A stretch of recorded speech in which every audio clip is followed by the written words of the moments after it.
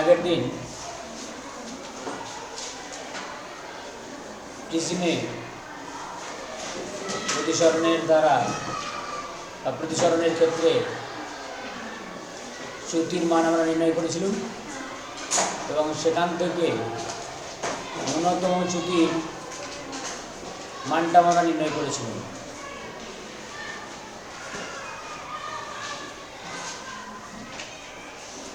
আজকে যেটা পড়াবো সেটা হচ্ছে লেন্স। অপর একটি প্রতিসারক মাধ্যম সেটি হলো লেন্স।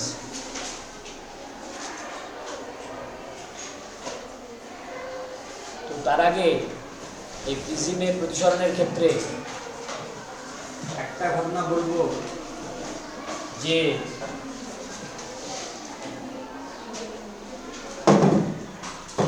প্রিজমের কোনো ছেদে তির্যকভাবে আপতিত আলোকরশ্মি সর্বদাই প্রিজমে প্রতিসরণের পর প্রিজমের ভূমির দিকে আলোকরশ্মিটা প্রতিষ্ঠিত আলোকরশ্মি বেঁকে যায়, ভূমির দিকে বেঁকে যায়। এটা প্রিজমের ধর্ম।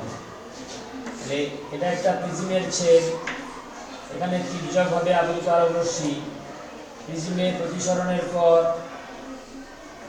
এটা অবিলম্ব, এটা লঘুতর মাধ্যম, এটা ঘনতর মাধ্যম, এই অবিলম্বের দিকে সরে আসে। আবার এখান থেকে বেরোনোর সময় সে অবিলম্ব থেকে দূরে সরে যায়, কিন্তু হলেও এই আলোকরশ্মিটা অনেকখানি কিন্তু ভূমির দিকে বেঁকে যায়। এটা হলো প্রিজমের ধর্ম। আর কোনো যৌগিক বর্ণের আলোকরশ্মি প্রিজমের কোনো পার্শ্বতলে আপতিত হলে সেখানে কিন্তু প্রিজমের মধ্য দিয়ে যাওয়ার সময় যেহেতু প্রিজমটা কাচেরই তৈরি অর্থাৎ ঘনতর মাধ্যম, যৌগিক বর্ণের আলোকরশ্মির মধ্যে তার উপাদান মৌলিক বর্ণের আলোকরশ্মিগুলির ওই ঘনতর মাধ্যমে বেগ বিভিন্ন হয় বলে তারা কিন্তু কী হয়, মৌলিক বর্ণে বিশ্লিষ্ট হয়, অর্থাৎ উপাদান মৌলিক বর্ণে ভেঙে যায়। তো এক্ষেত্রে আমরা পরবর্তী পর্যায়ে দেখতে পাবো, যেখানে আমরা আলোকের বিচ্ছুরণ করব সেক্ষেত্রে দেখব যে সাদা বর্ণের আলোকরশ্মি বা যৌগিক বর্ণের আলোকরশ্মির 7টি মৌলিক বর্ণের আলোকরশ্মি নিয়ে গঠিত। সেই 7টি মৌলিক বর্ণ হলো কি, বেগুনি, নীল, আকাশি, সবুজ, হলুদ, কমলা, লাল। তো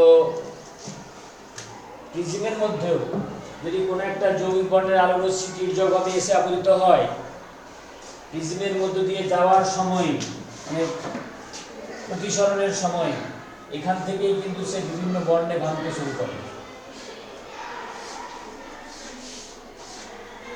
পরবর্তী পর্দায় এসে একটা বর্ণপট্টি গঠন করে।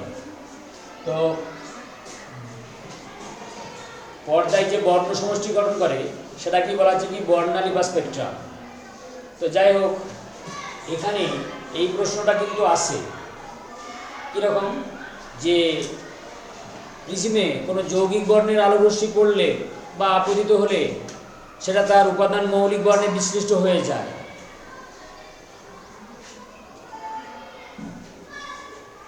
আমাদের এখানে মনে হতে পারে প্রিজম যেন বর্ণ সৃষ্টি করে, কিন্তু তাই কি? অর্থাৎ প্রিজমে আলোকরশ্মির প্রতিসরণের দ্বারা বর্ণের সৃষ্টি হয় কি? কারণ আমার ওখানে আপতিত হয়েছিল সাদা বর্ণের বা যৌগিক বর্ণের আলোকরশ্মি, আর সেটা থেকেই আমরা বিভিন্ন মৌলিক বর্ণগুলো ফেরত পাচ্ছি, মানে মৌলিক বর্ণে বিশ্লিষ্ট করতে পারছি। যৌগিক বর্ণের আলোকরশ্মিটা আপতিত হওয়ার সময় সেখানে কোনো বর্ণের আলোকরশ্মিকে পৃথকভাবে আমরা শনাক্ত করতে পারছিলাম না বা চিনতে পারছিলাম না। তাহলে শুধুমাত্র প্রতিসরণের দ্বারা ওখানে মৌলিক বর্ণগুলো বেরিয়ে এলো। এর থেকে ধারণা হতে পারে প্রিজম যেন বর্ণ সৃষ্টি করল, কিন্তু এটা কখনোই নয়। প্রিজম বর্ণ সৃষ্টি করে না। প্রিজম কি করে? আপতিত আলোকরশ্মির বিচ্ছুরণের দ্বারা মৌলিক বর্ণে বিশ্লিষ্ট করে মাত্র, উহার উপাদান মৌলিক বর্ণে বিশ্লিষ্ট করে মাত্র। তাহলে এখানে যদি বলে এটা ব্যাখ্যা দাও, প্রিজম বর্ণ সৃষ্টি করে না, প্রিজমের মধ্যে যৌগিক বর্ণের আলোক রশ্মি আপতিত হলে প্রতিসরণের পর সেটা মৌলিক বর্ণে বিশ্লিষ্ট হয় মাত্র। এটা কিভাবে ব্যাখ্যা করবে বা যুক্তি দাও বা উক্তিটির যথার্থতা বিচার করো। কোনো প্রতিসারক বা প্রতিফলক মাধ্যম কোনো বর্ণ সৃষ্টি করতে পারে না। আলোক রশ্মির নির্দিষ্ট বর্ণের আলোক রশ্মি সৃষ্টি করতে পারে না। কারণ কি?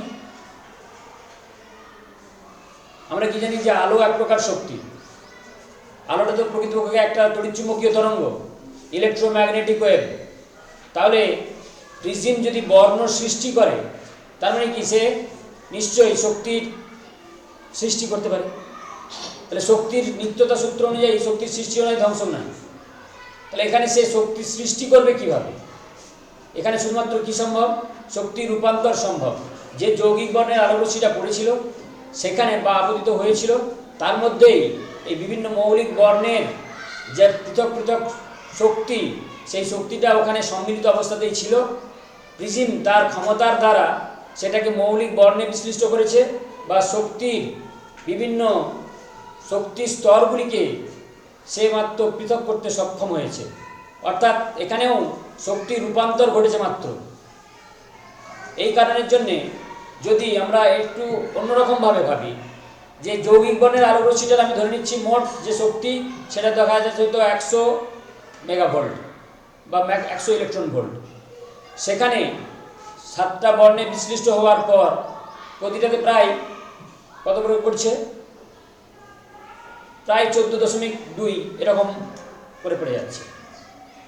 14.2 মেগাভোল্ট করে এক একটা শক্তি, মানে এক একটা রশ্মির জন্যে যদি 7টা বর্ণে বিশ্লিষ্ট হয় তাহলে এক একটা রশ্মির জন্যে এভারেজ যে গড় শক্তিটা সেটা 14.2 বা 14.3 কাছাকাছি এরকম তো হচ্ছে। 7 14 98।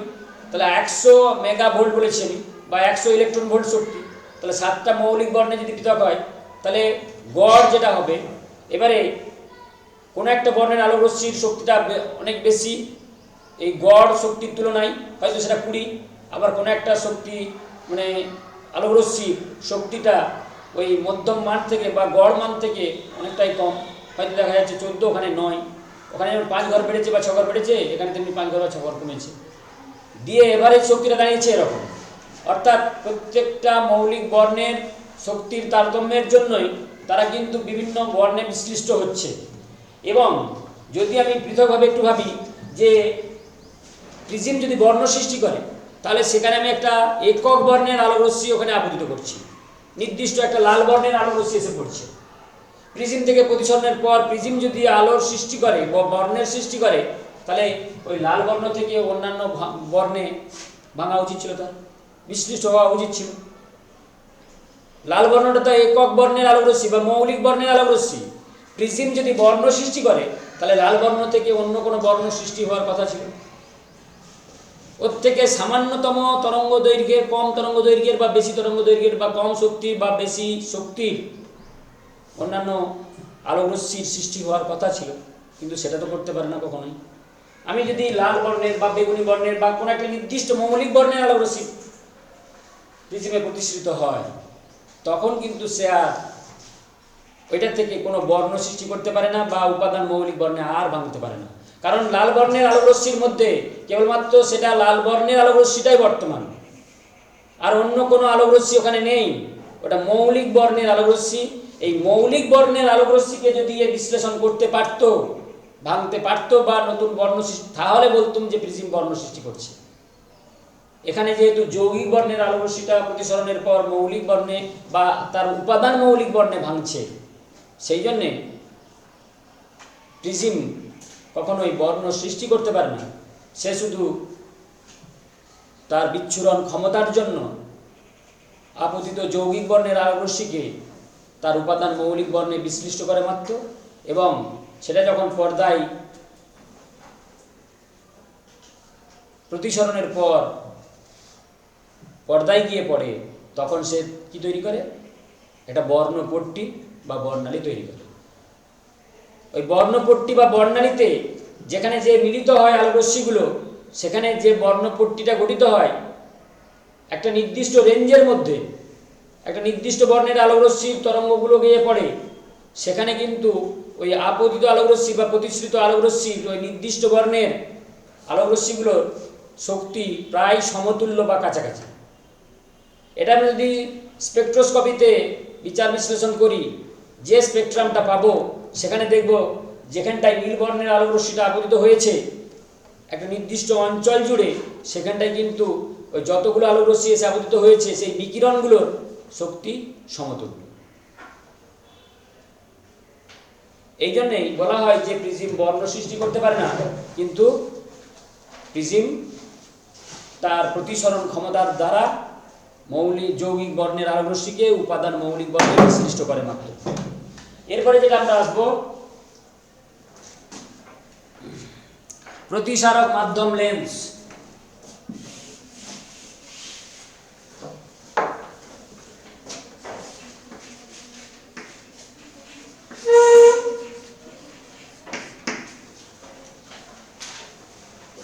দুটি গলীয়তল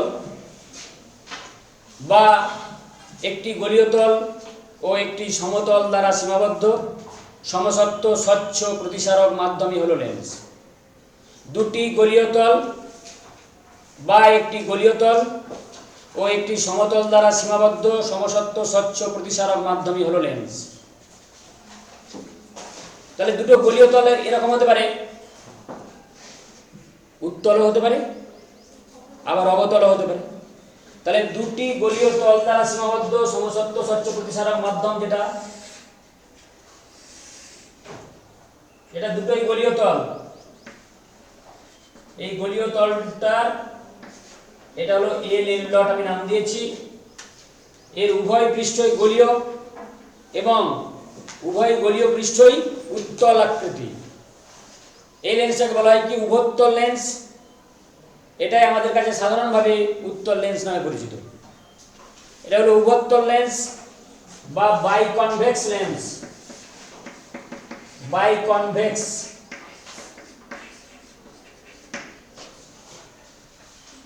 এটাই আমাদের কাছে শুধুমাত্র কনভেক্স লেন্স নামে পরিচিত বা উত্তল লেন্স। বাংলায় হলো উভোত্তল, উভয় পৃষ্ঠ উত্তল, এটা হলো উভোত্তল লেন্স। তাহলে এর দুটো তলই গলীয় তল, আবার এরও দুটো তলই গলীয় তল কিন্তু দুটো তলই অবতল। তাহলে এটা হলো কি উভাবতল। সাধারণভাবে এটাই কিন্তু আমাদের কাছে অবতল লেন্স নামে পরিচিত। কনকেভ, এটা হচ্ছে বাইকনকেভ লেন্স।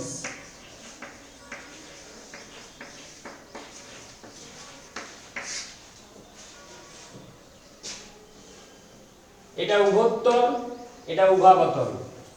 এরও দুটো পৃষ্ঠই কিন্তু অবতল, এই দুটো পৃষ্ঠই গলীয়, এরও দুটো পৃষ্ঠই গলীয়। কিন্তু যদি এরকম হয়, আমি বলেছি দুটো পৃষ্ঠ গলীয় হতে পারে কিংবা একটা পৃষ্ঠ গলীয় এবং একটা পৃষ্ঠ সমতল, একটা সমতল আর একটা পৃষ্ঠ গলীয়তল। এটা কি হবে তাহলে সমতলোত্তল লেন্স। সমতলোত্তল।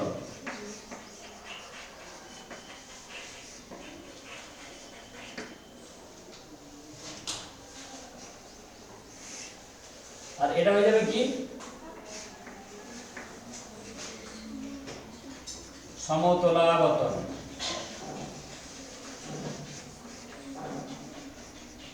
এক পৃষ্ঠ সমতল আর এক পৃষ্ঠ অবতল। সমতলাবতল লেন্স। আর এইটা হলো কি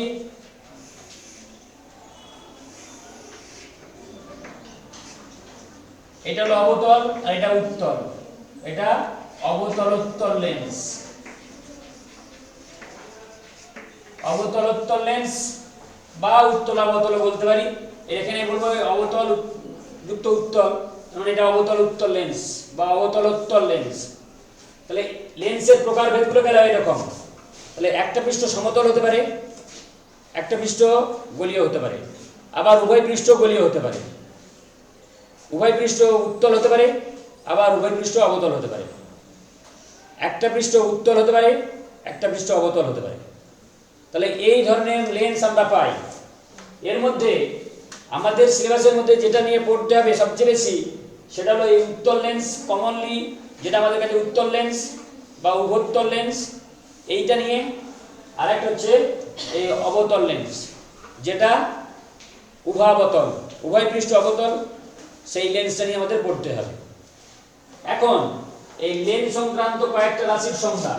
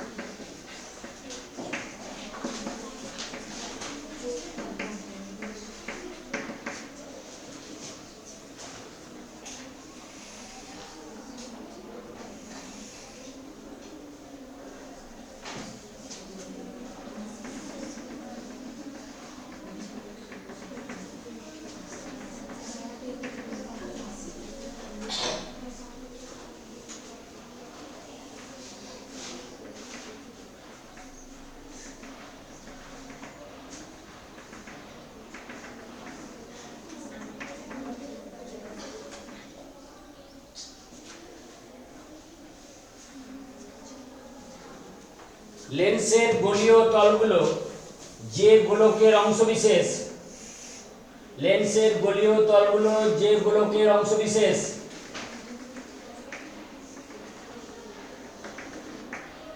সেই গোলকের কেন্দ্রকে বলা হয় কি? বক্রতা কেন্দ্র, সেন্টার অফ কার্ভেচার। লেন্সের গোলীয় তলগুলি যে গোলকের অংশবিশেষ, সেই গোলকের কেন্দ্রকে বলা হচ্ছে কি? বক্রতা কেন্দ্র বা সেন্টার অফ কার্ভেচার।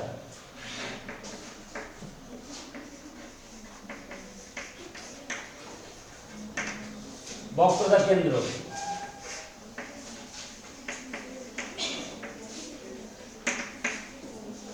এখানে যেহেতু অবতল গোলীয় দর্পণ বা উত্তল গোলীয় দর্পণের ক্ষেত্রে আমরা দেখেছিলাম একটাই বক্রতা কেন্দ্র, যেহেতু তার একটা পৃষ্ঠ গোলীয় অংশ বা গোলকের অংশ বিশেষ হলো একটা পৃষ্ঠ, আর এখানে দুটো পৃষ্ঠই দুটো ভিন্ন গোলকের অংশ বিশেষ, সেই জন্য সর্বদাই আমরা এখানে লেন্সের ক্ষেত্রে দুটো বক্রতা কেন্দ্র পাবো বা সেন্টার অফ কার্ভেচার পাওয়া যাবে দুটো।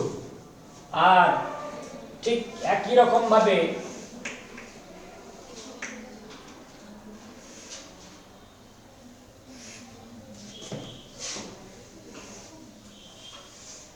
লেন্সের গোলীয় অংশগুলি যে গোলকের অংশবিশেষ, তাদের ব্যাসার্ধকে কি বলা হয়? বক্রতা ব্যাসার্ধ বা রেডিয়াস অফ কার্ভেচার।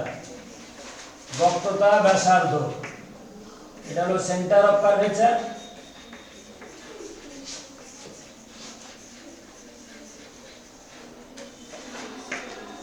আর এটা হলো রেডিয়াস অফ কার্ভেচার।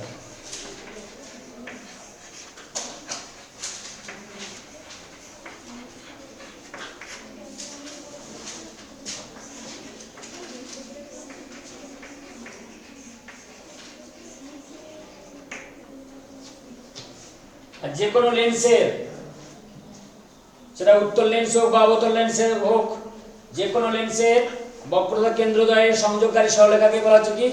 প্রধান অক্ষ বা মেজর অ্যাক্সিস বা প্রিন্সিপাল অ্যাক্সিস। বক্রতা কেন্দ্রদ্বয়ের সংযোগকারী সরলরেখা, সেটা হলো মেজর অ্যাক্সিস বা প্রধান অক্ষ।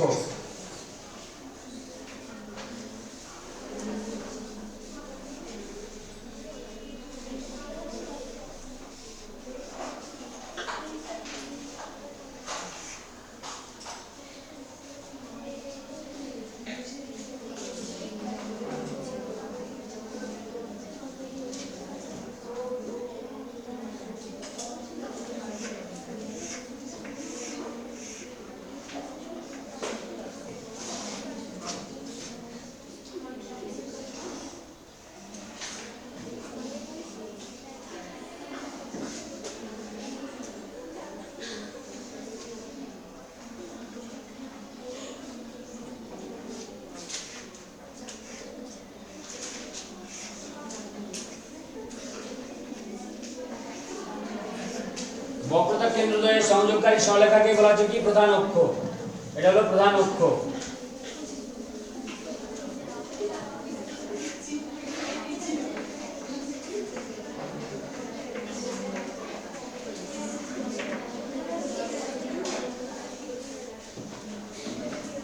এরপর আসছে উত্তল লেন্সের ফোকাস। এটা উত্তল লেন্স বলেছি, উত্তল লেন্সের ফোকাস বা অবতল লেন্সের ফোকাস। তাহলে উত্তল লেন্সের ক্ষেত্রে প্রধান অক্ষের সমান্তরাল রশ্মিগুচ্ছ লেন্সে প্রতিসরণের পর, প্রধান অক্ষের সমান্তরাল রশ্মিগুচ্ছ লেন্সে প্রতিসরণের পর প্রধান অক্ষের উপর যে নির্দিষ্ট বিন্দুতে গিয়ে মিলিত হয়, প্রধান অক্ষের উপর যে নির্দিষ্ট বিন্দুতে গিয়ে মিলিত হয় সেটাই হলো কি ফোকাস। এটাকে এফ দ্বারা সূচিত করা হয় বা প্রথম মুখ্য ফোকাস। তাহলে উত্তল লেন্সের ক্ষেত্রে প্রধান অক্ষের সমান্তরাল রশ্মিগুচ্ছ লেন্সে প্রতিসরণের পর প্রধান অক্ষের উপর যে নির্দিষ্ট বিন্দুতে গিয়ে মিলিত হয় সেই নির্দিষ্ট বিন্দুকে বলা হয় কি উত্তল লেন্সের প্রথম মুখ্য ফোকাস বা ফোকাস বিন্দু। আর অবতল লেন্সের ক্ষেত্রে প্রধান অক্ষের সমান্তরাল রশ্মিগুচ্ছ লেন্সে প্রতিসরণের পর, প্রধান অক্ষের সমান্তরাল রশ্মিগুচ্ছ লেন্সে প্রতিসরণের পর এটা হয় কি এটা অপসারী।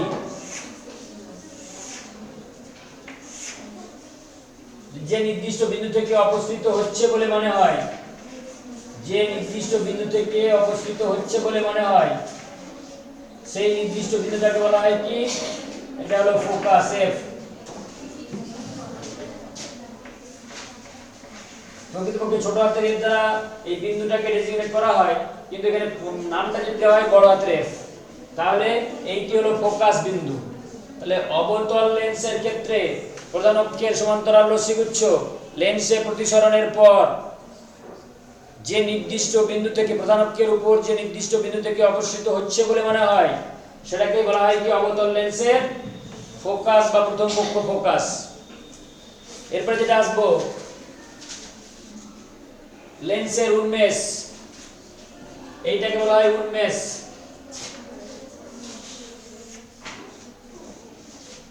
যে কোনো লেন্সের উন্মেষ বা অ্যাপারচার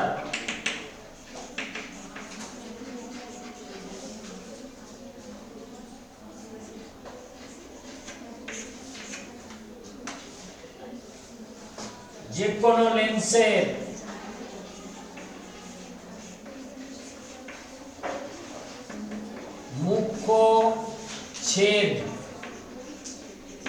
মুখ্য ছেদকেই বলা হয় লেন্সের উন্মেষ।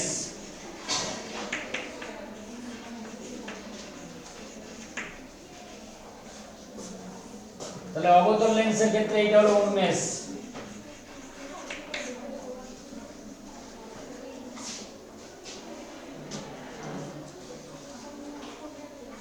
এরপরে যেটা হচ্ছে বক্রতা কেন্দ্র ফোকাস, আর এরপরে যেটা আসবো আলোক কেন্দ্র অপটিক্যাল সেন্টার। এই আলোক কেন্দ্রের সংজ্ঞাটা একটু কঠিন, এটা কিন্তু অনেক পরীক্ষাতেই পড়ে। লেন্সের আলোক কেন্দ্রের সংজ্ঞা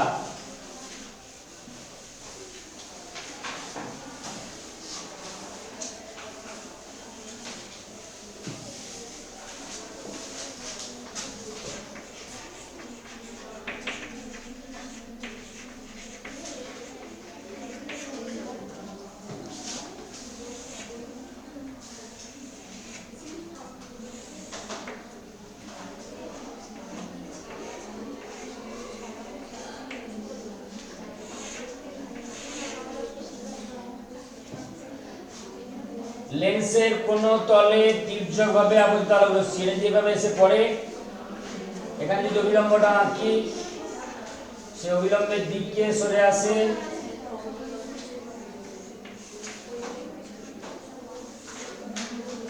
এটা আবার অবিলম্ব থেকে দূরে সরে যায়। তাহলে কোন তলে তির্যকভাবে আপতিত আলোক রশ্মি, লেন্সের কোন তলে তির্যকভাবে আপতিত আলোক রশ্মি লেন্সে প্রতিসরণের পর লেন্সের বিপরীত পৃষ্ঠ দিয়ে যদি প্রধান কি বলে ওই আপতিত আলোক রশ্মির সমান্তরাল ভাবে প্রতিসৃত আলোক রশ্মিটা নির্গত হয়, বা প্রতিসৃত আলোক রশ্মি আপতিত আলোক রশ্মির সাথে সমান্তরাল হয়, তাহলে ওই আলোক রশ্মির গতিপথ লেন্সের প্রধান অক্ষকে যে বিন্দুতে ছেদ করে, ওই আলোক রশ্মির গতিপথ লেন্সের প্রধান অক্ষকে যে বিন্দুতে ছেদ করে সেই বিন্দুকে বলা হচ্ছে কি আলোক কেন্দ্র বা অপটিক্যাল সেন্টার।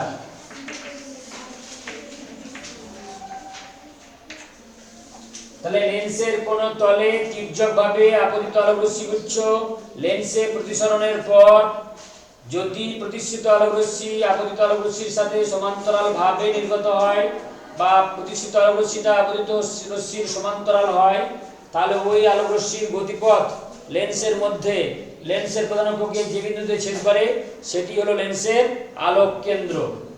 আর এই আলোক কেন্দ্র থেকে যে ফোকাস বিন্দু পর্যন্ত দূরত্ব, আলোক কেন্দ্র থেকে এই আলোক কেন্দ্রটাকে ও অক্ষর দ্বারা ডিজিট করা হয়। আলোক কেন্দ্র থেকে ফোকাস পর্যন্ত দূরত্বকে ফোকাস দৈর্ঘ্য বলে। ফোকাস দৈর্ঘ্য, এটাকে ছোট হাতের এর দ্বারা সূচিত করা হয়, ফোকাস দৈর্ঘ্য বলে।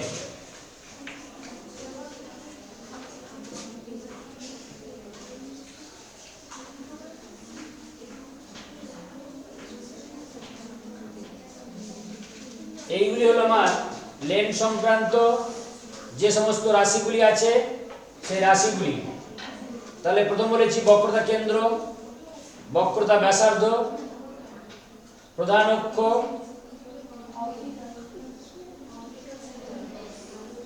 প্রথম মুখ্য ফোকাস বা ফোকাস, আর হচ্ছে আলোক কেন্দ্র আর ফোকাস দৈর্ঘ্য। এরপরে যেটা আমরা আসবো উত্তল লেন্সের ক্ষেত্রে বস্তুর বিভিন্ন অবস্থানের জন্য প্রধান অক্ষের উপর অবস্থিত বিস্তৃত আকারের বস্তুর উত্তল লেন্সের ক্ষেত্রে প্রধান অক্ষের উপর অবস্থিত বিস্তৃত আকারের বস্তুর প্রতিবিম্ব গঠনের রশ্মিচিত্র অঙ্কন এবং ওখান থেকে প্রতিবিম্বের আকৃতি, প্রকৃতি এবং অবস্থান নির্ণয়। এর আগের দিনও বলেছিলাম যে এখানে কিন্তু উত্তল লেন্সের ক্ষেত্রে অনেকগুলি ঘটনা, যেমন আমরা অবতল দর্পণের ক্ষেত্রে দেখেছিলাম, এখানেও উত্তল লেন্সের ক্ষেত্রে অনেকগুলি ঘটনা আমরা এখানে দেখতে পাবো। অর্থাৎ বস্তুর বিভিন্ন অবস্থানের জন্য প্রতিবিম্বের অবস্থান এবং প্রতিবিম্বের প্রকৃতি এবং আকৃতি বিভিন্ন হয়।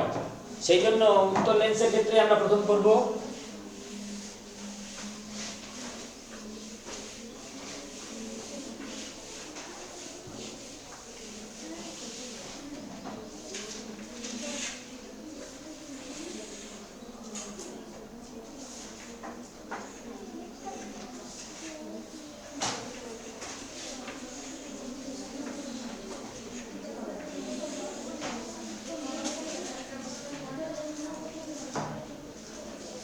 তার আগে একটা ঘটনা বলি যে উত্তল লেন্স কিন্তু আগেই বললাম যে অভিসারী আর অবতল লেন্স অপসারী।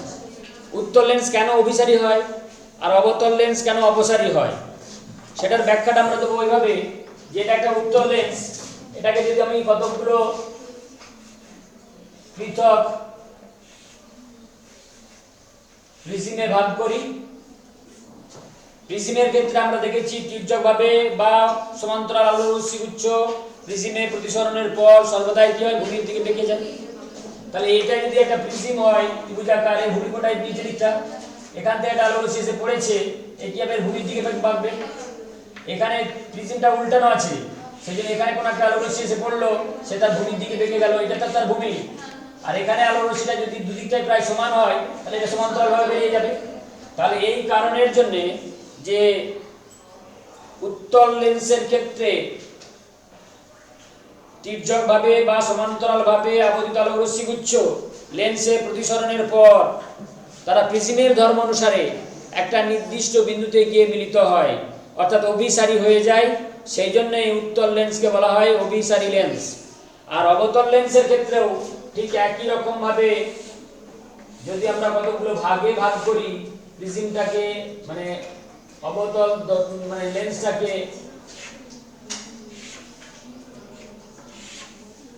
তাহলে এখানে আপতিত আলোকরশ্মিগুচ্ছ এখানে কি হবে, ভূমিকোণটা নিচের দিকটা চওড়া দিক নিশ্চয়ই ভূমি হবে, এরও ভূমির দিকে বেঁকে যাবে, এরও এখান থেকে ভূমির দিকে বেঁকে যাবে। এটা থেকে আপতিত আলোকরশ্মিটা এইটা অপেক্ষাকৃত চওড়া এটার তুলনায়, এটা ভূমির দিকে, এখান থেকে এটা আপতিত আলোকরশ্মিটা এখানে পড়ার পর এরও ভূমির দিকে বেঁকে যাবে। এটা দুদিকটা সমান বলে মোটামুটি মাঝ দিকে ঘুরে যাবে। তাহলে এইভাবে এই জন্যে অবতল লেন্সকে যদি কয়েকটা ক্ষুদ্র ক্ষুদ্র প্রিজম অংশে বিভক্ত করা হয়, তাহলে প্রিজমের ধর্ম অনুসারে ওই লেন্সে প্রতিসৃত আলোকরশ্মিগুচ্ছ প্রিজমের ভূমির দিকে বেঁকে যায় বলে এখানে এই অবতল লেন্সের ক্ষেত্রেও প্রতিসৃত আলোকরশ্মিগুচ্ছ অপসারী রশ্মিগুচ্ছে পরিণত হয়। এই জন্য অবতল লেন্সকে বলা হয় অপসারী লেন্স।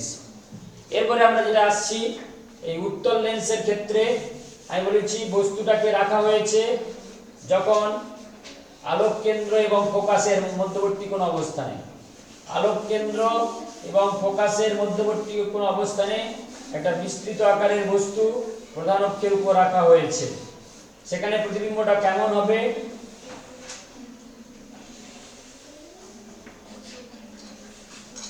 আচ্ছা লেন্সটা কিন্তু প্রকৃত এরকম দেখতে নয়।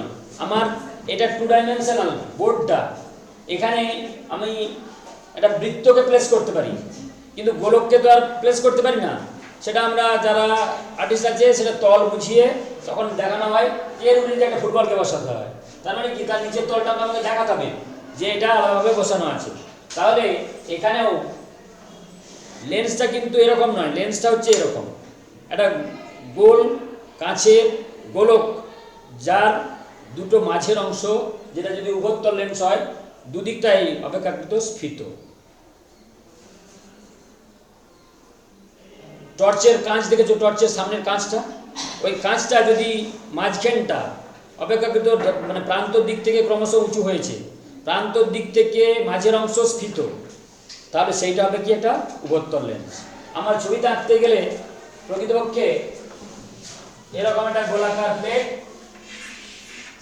এরও মাঝের অংশটা যে ক্রমশ উঁচু হয়েছে চারদিক থেকে এসে এই পৃষ্ঠটারও, আর ওই পৃষ্ঠটারও মাঝের অংশটা ক্রমশ উঁচু হয়েছে। এইরকম এই ডিম্বাকৃতি মাঝের অংশ স্ফীত, এইটি হলো উভয়তল লেন্স। আমাদের চোখের যে লেন্স, মানব চক্ষুর লেন্স হলো উত্তল লেন্স। যখন ছানি অপারেশন করে তখন দেখেছো কি লেন্স বসানো হয়, ছানি বা ক্যাটারাক্ট অপারেশনের সময় যে লেন্স বসানো হয় সেটা দেখেছো তোমরা কেউ? একটা এখনকার দিনের যেমন ওই যে কোনো কাগজের আমরা উপরে ল্যামিনেশন করিয়ে নিই, তাহলে একটা ছোট্ট এরকম একটা কাগজের খাপ, তার মধ্যে একটু ছোট্ট জায়গা, আয়তাকার জায়গা বা আয়তঘনাকার জায়গা, সেখানটা নিচেতে আছে এরকম ল্যামিনেশন বোর্ড, উপরে ওরকম ল্যামিনেশন কাগজ চাপা দিয়ে আছে, আর সেখানটা একটা ছোট্ট কুঠুরির মতো করা আছে, ঠিক মৌমাছি ওই খোপের মতো একটা ষড়ভুজাকার বা বহুভুজাকার একটা খোপের মতো করা আছে। ওটা কিন্তু যথেষ্ট শক্ত, মানে ওই সিনথেটিক বোর্ডটা নিই বা ওই ল্যামিনেশন কাগজটা দিই, ওর মধ্যে একটা তরলের মধ্যে ভাসমান থাকে ওই লেন্সটা, একেবারে পাতলা আঁশের মতো, কিন্তু ওই আঁশটারও ওটা উভয়তল লেন্স, ওই উভয় পৃষ্ঠ কিন্তু উত্তল, সেটা ওই তরলের মধ্যে ভাসমান থাকে। ওই তরলের মধ্যে ওই ওই কুঠুরিটার মধ্যেই তরলটা পরিপূর্ণ থাকে আর তার মধ্যে ওটা ভাসমান থাকে। ওইটা প্রতিস্থাপনের সময় ওইটি শুধু ওই ইয়েটি কেটে দিয়ে চিড়ে দিয়ে খুব সূক্ষ্ম একটা ফরশেপ আছে বা চিমটে, যার সাহায্যে এটাকে ধরে নিয়ে ঠিক ওতে ঠেকালেই ওই তরলটার পৃষ্ঠটা এমন ওই নিডিলের ডগটা বা ফরসেপের ডগটা যখনই ওই আঠাতে ঢুকবে সঙ্গে সঙ্গে ওই লেন্সটা কিন্তু ওই নিডিলের ডগটাতে চিটে যাবে, আঠার মধ্যে উঠে আসবে। ওর পৃষ্ঠটা এমনই, ওই নিডিলটাতে করে উঠে তুলে নিয়ে এসে ঠিক এই চক্ষু লেন্সটা, তখন চোখটা এরকমভাবে বড় হয়ে আছে, একটা লিকুইড দিয়ে দিলে চোখটা এরকমভাবে বড় হয়ে যায়, দুটো ক্লিপ দিয়ে এঁটে দেয়, এখানটা কাটা আছে, দিয়ে ওর ভিতরে ওইদিকে বসিয়ে দিয়ে সেলাই করে দিল। এটা যেটা হচ্ছে ফেকো বলা হয়, মানে ওপেন সার্জারি। আর না হলে এখন মাইক্রো সার্জারির মাধ্যমে ওই অ্যাম্পুলটা একটা রেডিও ওয়েভের মধ্যে দিয়ে পাঠানো হয়, ওই লেন্সটাকে রেডিও ওয়েভের মধ্যে দিয়ে পাঠিয়ে ওইখানে প্রতিস্থাপন করা হয়, মানে উপযুক্ত বিকিরণের দ্বারা সেই জায়গায় ওই লেজার রেটাকে ফেলা হয়, ফেলে ওই লেন্সটিকে ওখানে প্রতিস্থাপিত করা হয়। তো সেটা আরও জটিল, কিন্তু হলেও মানে পেশেন্টের পক্ষে কম যন্ত্রণাদায়ক। তো যাই হোক, তাহলে লেন্সের আকৃতিটা হলো এরকম, প্রকৃতপক্ষে এটা আমি যেমন এঁকেছি এরকমটা নয়। তাহলে এইটা হলো আমার কি, এটা হলো উন্মেষ, এইটা হলো প্রধান অক্ষ।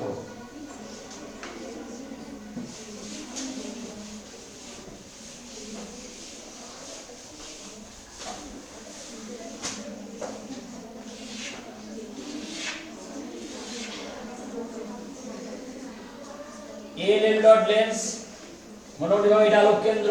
আর এই আলোক কেন্দ্রটার ব্যাপারে বলি, পাতলা লেন্সের ক্ষেত্রে হলে এই প্রধান অক্ষ আর উন্মেষ যেখানে ছেদ করেছে ওই বিন্দুটাই হবে বা মধ্যবিন্দুটাই হবে কি আলোক কেন্দ্র।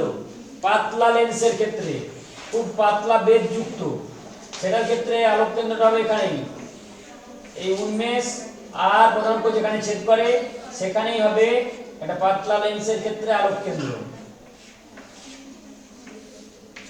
কিন্তু একটা মোটা লেন্সের ক্ষেত্রে এই লেন্সের থিকনেস যখনই বেড়ে যাবে বা মাঝের অংশ যদি খুব বেশি স্ফীত হয় তখনই কিন্তু কি হবে, এই লেন্সের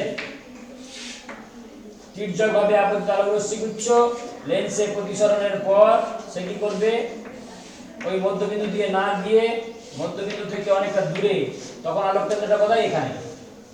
অপেক্ষাকৃত পুরু লেন্সের ক্ষেত্রে আলোক কেন্দ্রটা কিন্তু উন্মেষ এবং প্রধান অক্ষের ছেদবিন্দুতে হয় না, যেখানে পাতলা লেন্সের ক্ষেত্রে সেখানেই কিন্তু উন্মেষ আর প্রধান অক্ষের ছেদবিন্দুটাই হবে আলোক কেন্দ্র।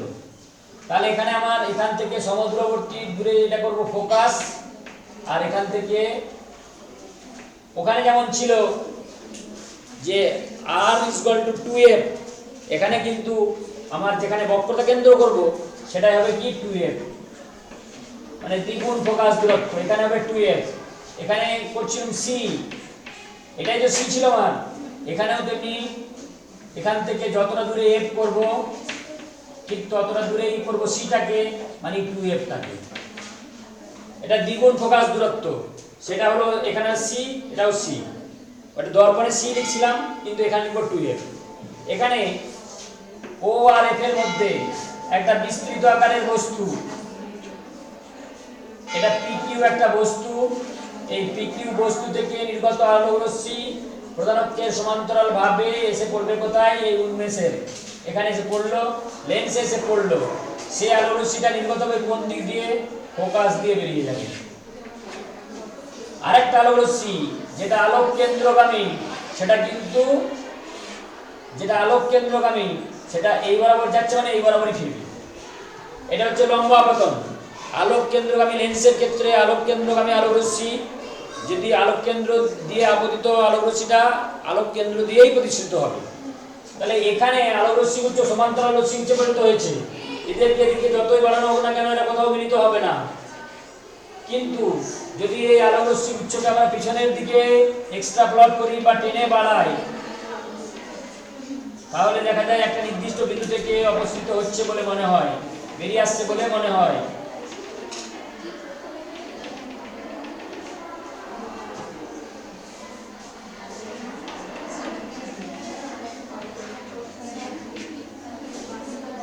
তাহলে আমার এখানে হলো q ডট p ডট।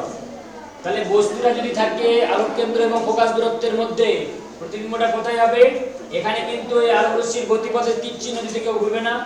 আর এখানে pq বস্তুর প্রতিবিম্বটা কোথায় তৈরি হলো, যেদিকে বস্তু সেদিকেই, বস্তু অপেক্ষা বিবর্ধিত এবং প্রতিবিম্বটা হলো অসৎ, সমশীর্ষ বস্তু অপেক্ষা বিবর্ধিত প্রতিবিম্ব সৃষ্টি হবে। এইভাবে যখন উত্তল লেন্সের ক্ষেত্রে ফোকাস দূরত্বের মধ্যে আলোক কেন্দ্র এবং ফোকাস দূরত্বের মধ্যে বস্তুকে রাখা হয়, তখন আমরা বস্তুর বিবর্ধিত অসৎ প্রতিবিম্ব পাই, যেটাকে চোখে দেখাই যায়, এটাকে পর্দায় ফেলা যায় না, এটা হচ্ছে অসৎ প্রতিবিম্ব। এবং উত্তল লেন্স যখন এরকম কাজ করে তখনই সেটাকে বলা হয় কি, বিবর্ধক কাঁচ বা আতস কাঁচ বা ম্যাগনিফাইং গ্লাস।